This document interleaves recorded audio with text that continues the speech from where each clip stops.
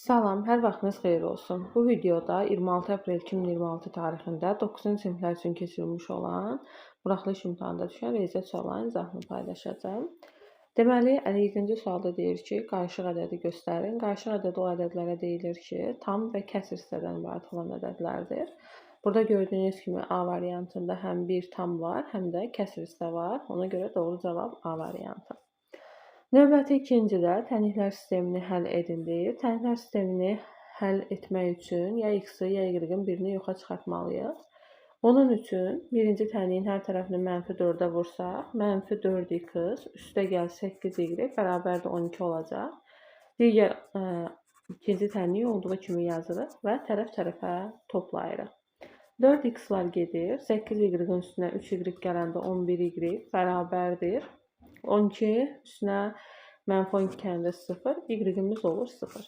Deməli, y-in 0 olduğunu tapdımsa, hər hansı bir tənlikdə yerinə yazsam, məsələn, birinci tənlikdə yerinə yazsam, x elə -3-ün özünə bərabər olacaq. Doğru cavab E variantı. Növbəti 59-da bərabərsizliyinin ən böyük tam həllini tapın. Bərabərsizliyimiz bu şəkildədir. -7 çıxılsın 5x. X-ları bir tərəfə keçirdək, ədədləri bir tərəfə keçirdək. Deyək ki, 5x işarəsini dəyişib sol tərəfə keçirdirəm və 5-i də işarəsini dəyişib sağ tərəfə keçirdirəm. Olur x -4x-in üstünə 5x gələndə x eləyir. -7-dən 5 çıxanda -12 edir. -12-dən kiçik ən böyük tam həll istədiyinə görə -11 doğru cavab götürülür E variantı. Növbəti 60-da ilk 100 natural ədədin neçəsi həm 2-yə, həm də 5-ə bölünmür soruşur. İlk 100 natural ədədin içərisində həm 2-yə, həm 5-ə bölünən ədədləri seçsək, bunlar sonu 0 ilə qurtaran ədədlər olacaq. Çünki həm 2-yə, həm 5-ə bölünən ədədlər biz bilirik ki, eyni zamanda 10-a da bölünürlər.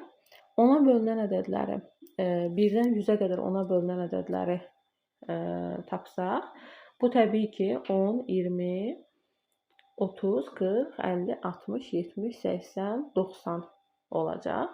İlk 100 natural ədədin içərisində deyirsə 100-ün özündə sayaq. Bir də 100. Yəni 10 dənə həm 2-yə, həm də 5-ə bölünən ədəd var. Burada sualı başqa verir. Həm 2 həm demir. Həm nə 2-yə, nə də 5-ə bölünmür deyir.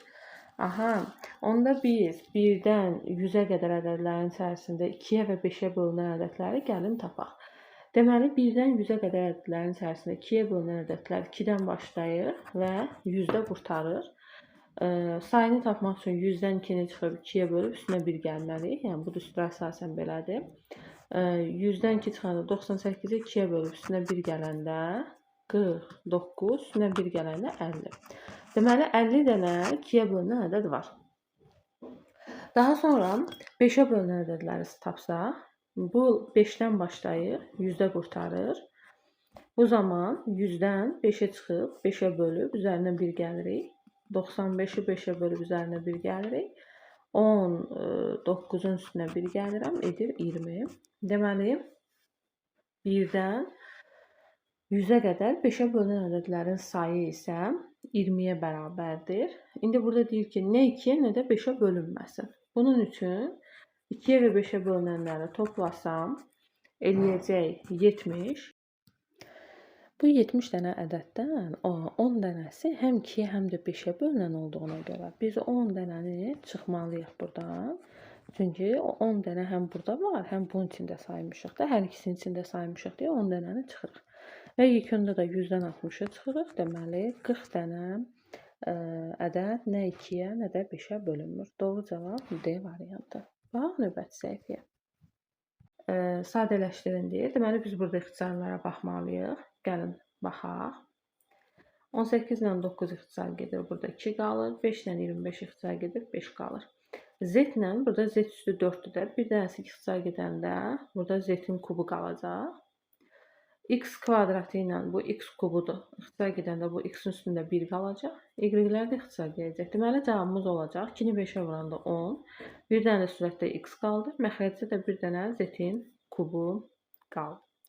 Doğru cavab B variantı. Növbəti sual 62-də deyir ki, kubun bütün tillərinin uzunluğunu 7 dəfə artırsaq, onun həcmi neçə dəfə artar? Kubun həcm düsturu A kubudur və bütün tillərin uzunluğunu 7 dəfə artırsaq, 7-nin kubu, yəni 343 dəfə onun həcmi artmış olacaq. Doğru cavab B variantı. 63-də paralleqramın kör bucağı iti bucağından 2 dəfə böyükdür. Deməli, paralleqramın bir bucağına x desəm, iti bucağına, kör bucağı 2x olacaq və paralleqramın bucaqlarını tapın. Biz bilirik ki, paralleqramın bir tərəfə biçik bucaqlarının cəmi 180-dır. 180-ə bərabər eləsəm, 3x 180 olsa, x-imiz olacaq 60. Deməli, paralleqramın iti bucağı 60-dır. Bu 62-yə oranında 120-dir. Bu 120-dirsə onunla bu da 120-dir və bu da 60-dır. Biz bilirik ki, paralleqramın iti bucaqları bir-birinə bərabərdir. Kör bucaqları da bir-birinə bərabərdir. Doğru cavab C variantı. Növbəti tənliyi həll edin. 3y çıx 2 böl 4 çıxılsın 3 çıxılsın y bölü 3 üstəgəl 3 bərabərdə 0. Tənliyi həll edin. Ortaq məxrəcimiz 20 olarsa, 20-ni 4-ə böləndə burada 5, 20-ni 5-ə böləndə burada 4 və bunun da məxrəci 1-dir. Vuracam 20-yə. 5-i 3y çıx 2-yə vururam. 15y çıx 10 çıxılsın. 4-ü 3 çıx y-ə vururam. 12 üstəgəl 4y olacaq. Nəyə görə? Qarşıdakı çıxmaq, bu çıxmanı üstəgələ çevirəcək. Üstəgəl 60. 3-ü 20-yə vurdum. Məxrəzdəki 20 getsin. Hər tərəfi 20-yə vuraq. 15y-in üstünə 4y gələndə 19y. Mənfi 10 çıx 12, mənfi 22. Üstünə də 60 gələndə 8, 38. 19y bərabərdir mənfi 38. Y də olacaq mənfi 2. Doğru cavabımız mənfi 2B variantıdır. Növbəti sual. Tənasübdən x-i tapın deyir. Belə çarpaz şəkildə vursaq, 5-i 2x-ə vuranda 10x, 4-ü 3-ə vuranda 12. X olur 12-ni 10-a böləndə 1,2. Doğru cavab C variantı. Növbəti sual. Sahəsi 96 olan, diaqonalları 3-ün 4 nisbətində olan rombun hündürlüyünü tapın. Deməli, rombun sahə düsturlarından biri 2-də 1, D1, D2-dir. Burada diaqonallar 3-ün 4 nisbətindədirsə, 2-də 1, 3K, 4K yaza bilərəm. Bərabərdir 96-ya sahəmizə.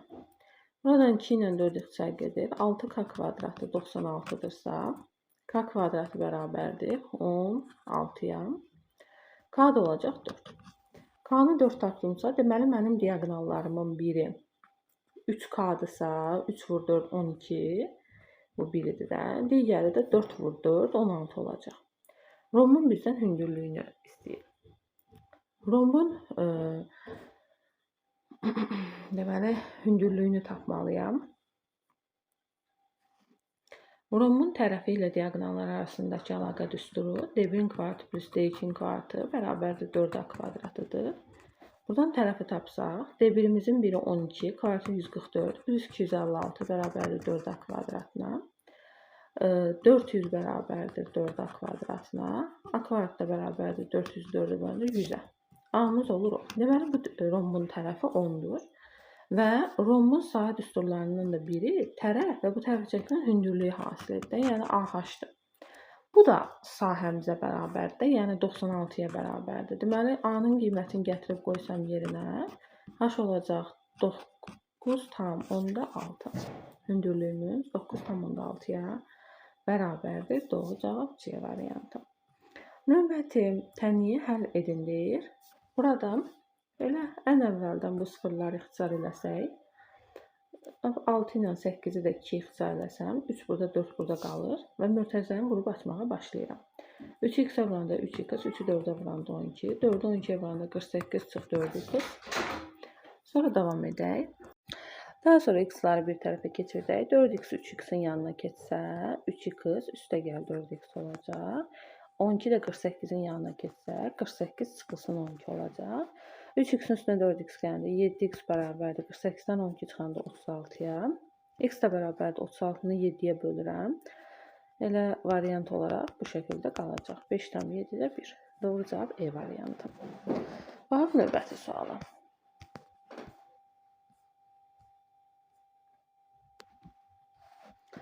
Növbəti 68-də K-nın hansı qiymətində bu eynilik olar? Eynilik o deməkdir ki, bərabərliyin sağ tərəf və sol tərəfi eyni olsun.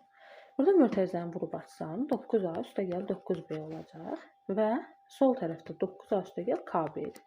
Deməli, gördüyünüz kimi 9A 9A eynidir. Deməli, bu da eyni olmalıdır. Bu 9B-dirsə, deməli K-nın yerində duran ədəd də 9-dur. A variantı. 69-cu misalda deyir ki, fx funksiyasının və gx funksiyasının qrafikləri verilmişdir. A parametrinin ala biləcəyi tam qiymətlərin cəmini bizdən istəyir. Deməli, burada biz ilk öncə bilməliyik ki, parabolanın ekseni və qolları yuxarıdır. Yəni, x kvadratlarının əmsalları müsbətdir. Bunu bilməliyik. 4-16 da böyük olmalıdır 0-dan. 2-2 də 0-dan böyük olmalıdır.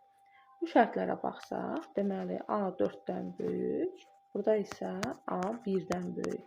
Yəni, hər iki halda A 4-dən mütləq böyük olmalıdır ki, hər iki funksiyanın qrafiki qolları yuxarı olsun. Bu ilk şərtimiz. İkinci şərtimizdə isə burada fx funksiyası ordinat oxuna daha yaxın yerləşir. Daha doğrusu gx funksiyası. Fx funksiyasını isə qolu, deməli, ordinat oxundan uzaqdadır. X kvadratının əmsalı artdıqca həmin funksiya ordinat oxundan deməli uzaqlaşır. Onda belə çıxır ki, fx funksiyasında olan x kvadratının əmsalı, yəni 4-16 kiçik olmalıdır 2-2-dən. Ki fx gx-a nisbətən ordinat oxundan uzaqda yerləşsin. 2a keçir bu tərəfə, 4a-dan 2a-nı çıxıram. 16 da keçir bura, mənfi 2 üstəgəl 16 olur. 2a kiçikdir 14-dən, a da kiçikdir 7-dən. Deməli, a nədir? 7-dən kiçik olacaq. A 7-dən kiçik və dedik ki, mütləq də 4-dən böyük olmalıdır. 7-dən kiçik 4-dən böyük ala biləcəyi tam qiymətlərin cəmini istəyir. 5 və 6. 5 və 6-nı ala bilər.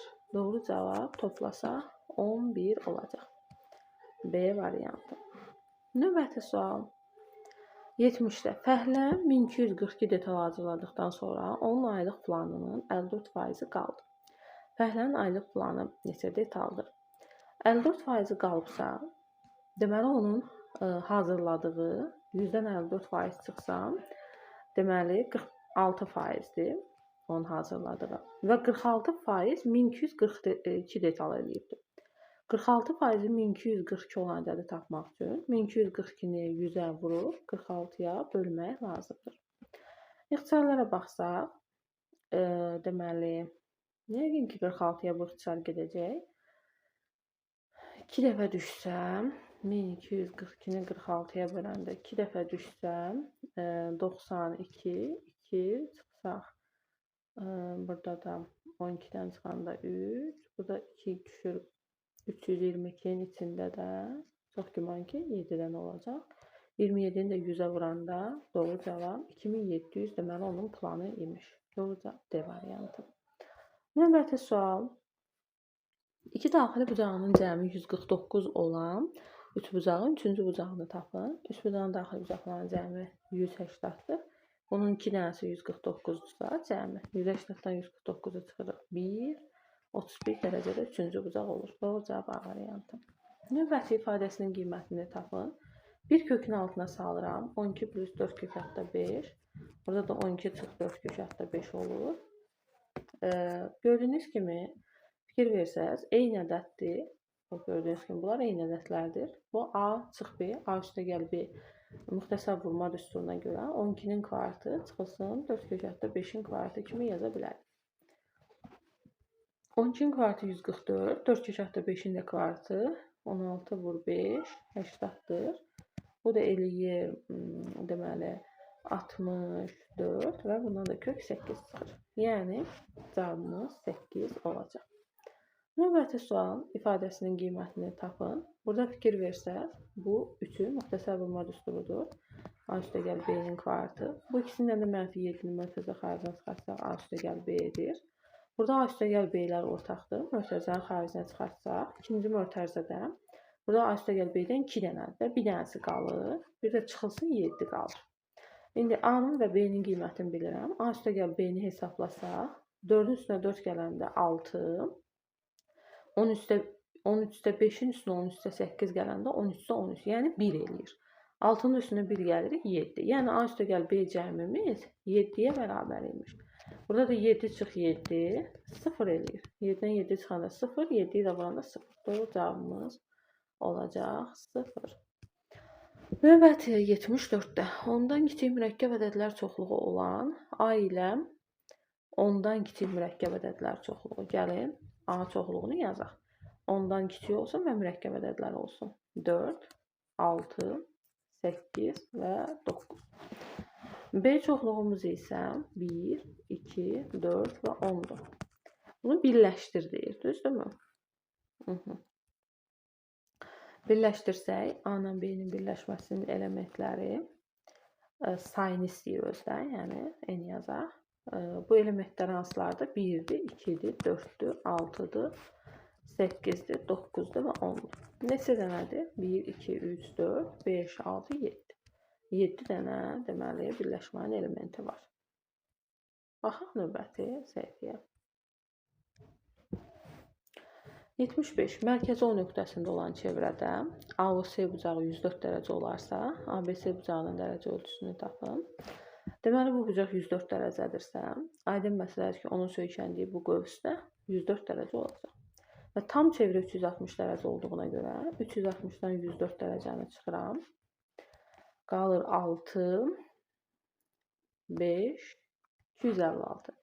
Deməli, mənim digər qövsüm, yəni bu 256 dərəcədir. Bu B bucağı, ABC bucağı. Bu ANC qövsünə söykənən daxilə çəkilmiş bucaqdır. Onda söykəndiyi qövsün, yəni 256-nın yarısına bərabər olacaq. 128. Doğru cavabımız 128 olacaq. Növbəti sual 76. Otaqda olan şagirdlərin orta imtahan balı 74 idi. Otağa balı 94 olan daha bir şagird gəldi. Nəticədə otaqdakı şagirdlərin orta balı 79-a yüksəldi. Əvvəlcə otaqda neçə şagird var idi? Otaqda olan şagirdlərin orta imtahan balı. Deyək ki, otaqda olan şagirdlərin, hal-hazırda otaqda olan şagirdlərin imtahan balı X-dir, cəmləri, hamısı cəmi X-dir. İmtahan balı 74 idi. Otağa balı 94 olan bir şagird də gəldi. Belə deyək də, şagirdlərin imtahan balı hamısınınki X olsun. Şagirdlərin sayı da Y olsun. Deməli, orta imtahan balı 74-dürsə, X-in, yəni imtahan ballarının cəmi uşaqların sayına nisbəti 74-dür. Bunu bildik. Deməli, buradan X nəyə bərabərdir? 74 Y. Bu əvəzləməni buradan götürürük. Və mənə deyir ki, 74 Y imtahan ballarının cəmidir də, Y şagirdin imtahan balının cəmidir. Otağa 94 bal yığan uşaq da gəldi. Uşaqların sayı əvvəl Y idi, indi oldu Y üstəgəl 1. Və orta bal 79-a yüksəldi. Bərabərdə 79 yazırıq və buradan Y-i tapırıq. 74 Y üstəgəl 94 bərabərdir. Tənasüblə 79-u məxrəcə vururam. Y-ləri bir tərəfə, X-ları bir tərəfə keçirdirəm. 74 Y belə keçəndə 79 Y-dən 74 Y çıxanda 5 Y. 79 belə keçir 94-dən 79 çıxanda 5, 15 eləyir. Y də bərabərdir 15-i 5-ə böləndə 3. Y-i biz nə götürmüşdük? Əvvəlki uşaqların sayını. Bizə də deyir ki, əvvəlcə otaqda neçə şagird var idi? Yəni 3 dənə deməli şagird var imiş. Doğru cavab 3. Növbəti sual. AB, CD, YF düz xətləri O nöqtəsində kəsişirlər. AOC bucağı 24 dərəcə. Gəlin bunu biraz daraldıq. Buraya yazaq 24 dərəcə. FOD. FOD. Bu bucaq 46 dərəcə. Sonra YOB bucağının dərəcə ölçüsünü bizdən soruşur. YOB, yəni bu bucağı bizdən soruşur. Tamam, baxaq. Bunlar kəsişiblər də. 46 budursa, bu da 46-dır. Düzdürmü? Və bu üçünə bir yerdə fikir versəz, açıq bucağı əmələ gətirib. Deməli, mən buranı tapmaq üçün 180-dan bu ikisinin cəmini çıxmalıyam. Çünki açıq bucaq 180 dərəcədə axı. 180 dərəcədən çıxıram 24 ilə 46-nın cəmini. Eləyir 180 dərəcə çıxılsın, 11 ya da 60-70 dərəcə, o da eləyir 110 dərəcə. Məsələn, deməli 110 olacaq doğru cavab.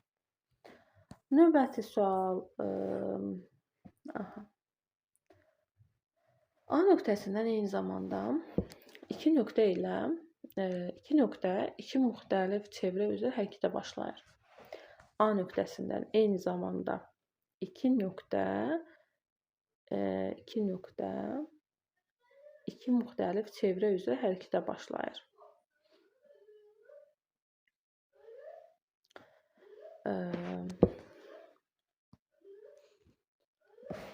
İki nöqtə, 2 müxtəlif çevrə üzrə hərəkətə. Nöqtələrdən biri hər 36 saniyədən bir, digəri isə hər 63 saniyədən bir A nöqtəsindən keçirsə, bu nöqtələrin ilk dəfə eyni anda A nöqtəsindən keçmələri üçün lazım olan müddət. Əköb tapılacaq da. Məsələ belədir ki, 2 dənə çevrə var. 2 dənə çevrə var. Bu A nöqtəsi ortaqdır da bunlara. Və 2 dənə nöqtə. Deyək ki, bu nöqtədə biri olsun bu, biri də olsun bu. Bu tərəfə doğru gedir. Bu da bu tərəfə doğru gedir. İki nöqtələr burada hərəkət edir. Və deyir ki, bu 36 saniyədən bir məsələn gəlir bu A nöqtəsinə çatır. Bu isə 63 saniyədən bir gəlir bura çatır. Deyir, ilk dəfə nə vaxt eyni saniyədə onlar A nöqtəsində olarlar? Deməli, əköb hesablayaq 36 və 63-ə. Bunun üçün 6 ortaq vuruqdur, çölə çıxartsam. Burada 6, burada da 63 6-ya bölünür. Hər ikisinə bölünən bu neçədir? 63-dür. Deməli, 36-nın vuruqları 3, 12, 3, 4, 2, 2, 2, 1-dir. 63-ün vuruqları 3, 21, 3, 7, 7, 1-dir. Əköb nədir? 63 vurulsun. 63-ün içində bu 2-dən 2, yəni 4 yoxdur da. 12, 1 yadda 252. Deməli, 252 saniyədən sonra hər ikisi gəlib burada olacaqlar. İlk dəfə A nöqtəsinə keçmələri üçün lazım olan müddət 252 saniyə. Yəni yəqin ki, variantda saniyə ilə qeyd olunmalıdır. Və yaxud da dəqiqəyə çevirmək üçün 250-ni 60-a bölmək lazımdır. Tam da keçməsə də belə 60-a böləndə 4 dəqiqə 240-dır da 4 dəqiqəmiz 12 saniyə. Belə də qeyd oluna bilər variantlarda. Növbəti sual. Növbəti suala baxaq.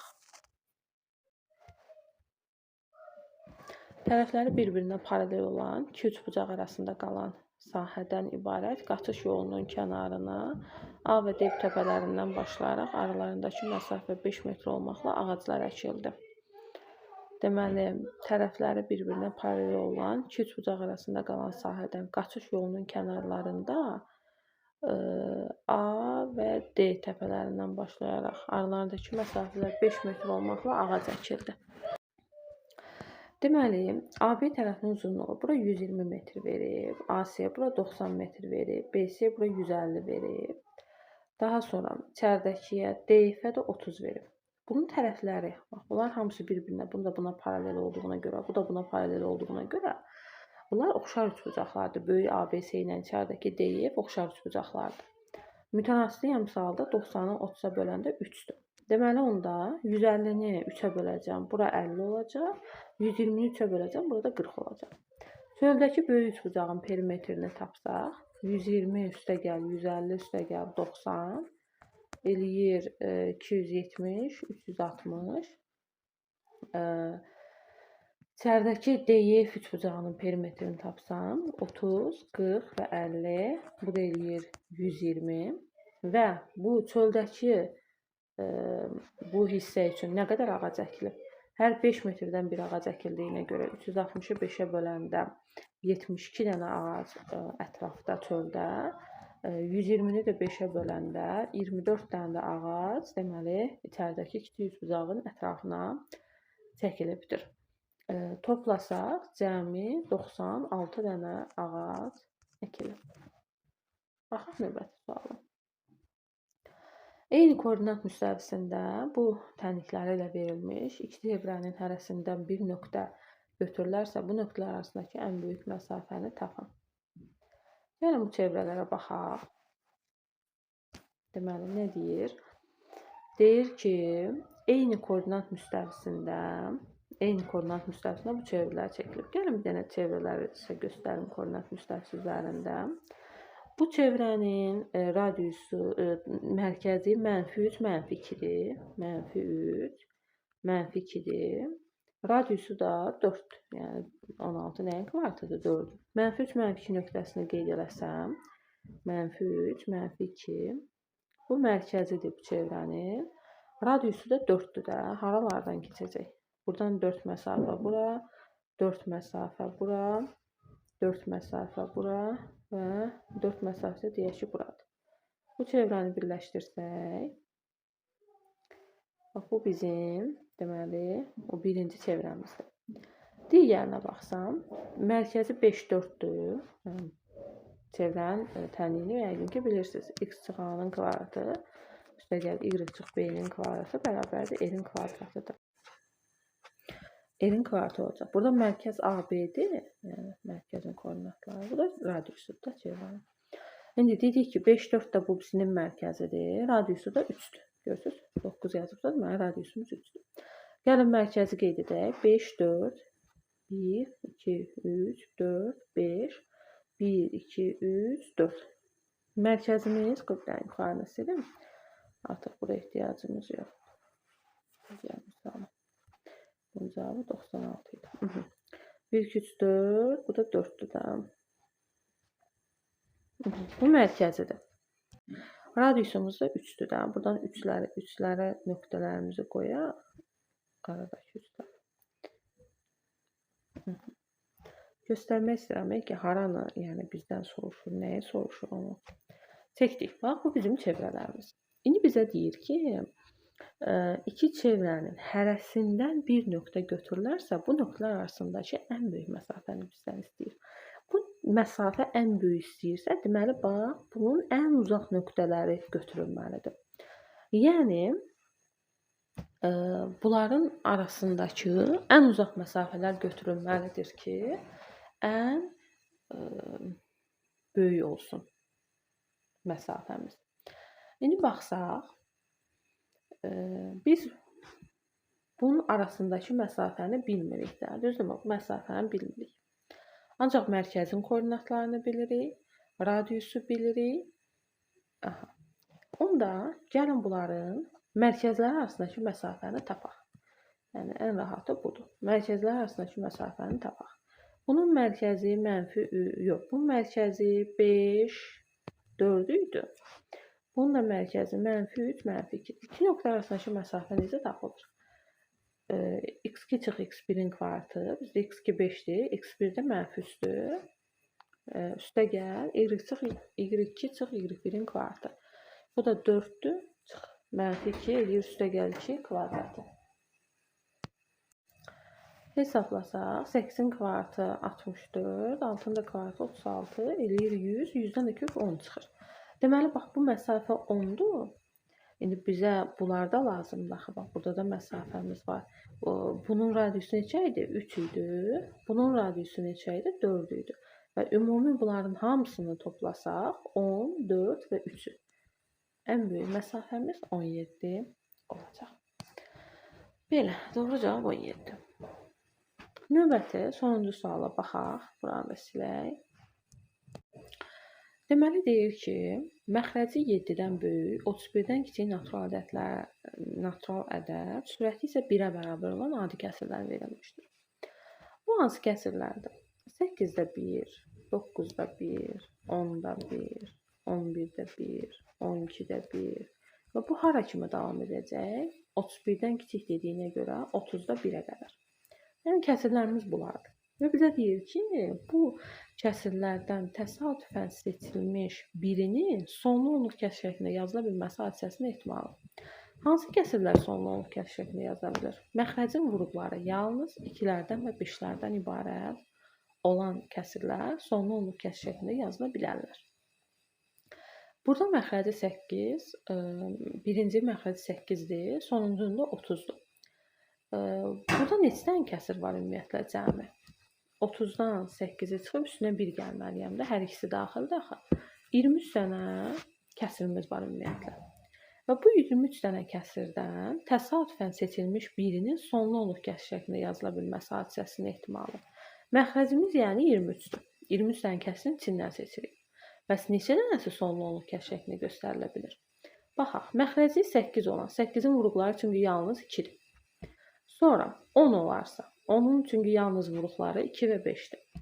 11 olmaz, 12 olmaz, onların içində başqa vuruqları var, yəni 2-dən 5-dən başqa vuruqları var. 13 olmaz, 14 olmaz, 15 olmaz, 16 yalnız 2-lərdən ibarətdir. 17, 18 olmaz, 19 olmaz, 20, 20-nin yalnız vuruqları 2-lərdən 5-lərdən ibarətdir. 21 olmaz, 22 olmaz, 23 olmaz, 24 olmaz, orada 3 vurğu var, 24-ün vuruqlarının içində. 25 yalnız 5-dən ibarətdir. 26 olmaz, 27 olmaz, 28 olmaz, 29 olmaz, 30 da olmaz. Deməli, yalnız məxrəci bunlar olarsa, biz onlar sonlu onluq kəsrini göstərə bilərik. Çünki bunların vuruqları yalnız 2-lərdən və 5-lərdən ibarətdir. Deməli, bu 23 dənə kəsrin neçəsi? Yalnız məxrəci 8, 10, 16, 20 və 25 olan. Yəni 5 dənəsini biz sonlu onluq kəsrini göstərə bilərik. Ehtimalımız olacaq 23-dən 5. Belə, bu da sonuncu sualın izahı idi. Bu videomuzda bu qədər. Sağ olun.